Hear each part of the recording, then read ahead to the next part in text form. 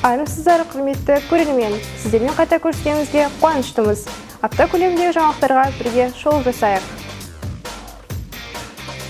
Түйінші хабар. Мектеп президенті Қадырбай Аружан облыстық IT жобалар хакатонына қатысып, медиа және білім бағыты бойынша үздік атанып, Қорқыт атындағы Қызылорда университетінің тегін білім беру грантын жеңіп алды. Үздік сын жетекші 2022 байқауына қатысқан мектебіміздің ұстазы Жұлдызай Маралбекқызы жүлделі екінші орынды иеленді.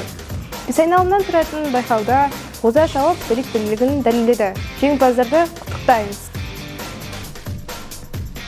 Мектеп театры жобасы бойынша 8-ші А сынып оқушылары әлеуметтік ролик түсірді.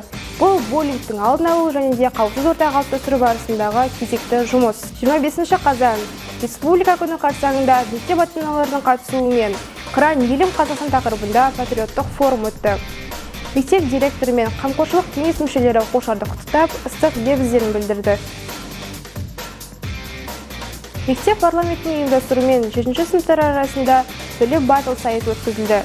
Оқушылар өздерінің білімдері мен тапқырлықтарын көрсете отырып сайысты. Тарих пәні бірлестігінің тарих ғасырлар куәсі апталығы болды. Оқушылар кітапханалар мен мұражайларды аралап, саяхат сабақтар өткізді. Апта көлеміндегі жаңалықтар осы. Жақсы күндерде жолыққанша.